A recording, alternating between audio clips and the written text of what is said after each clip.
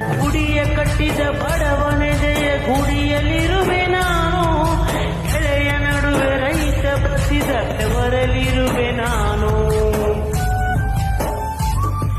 ಕೆಲಸ ನಿನ್ನದೆ ಫಲವು ನಿನ್ನದೆ ಛಲದ ಒಡೆಯ ನೀನು, ಇದನ್ನು ಮರೆತು ನನಗೆ ನಮಿಸಿ ಶ್ರಮವ ಪಡುವೆ ನೀನು. ಬಿಡು ಮತಗಳ ಜಗಳ, ಇದೇ ಕೆಲಸವು ಬಹಳ, ನನ್ನ ಒಲಿಸಲು ಮರುಳ, ಇರೋ ಮಾರ್ಗವು ಸರಳ, ನನ್ನ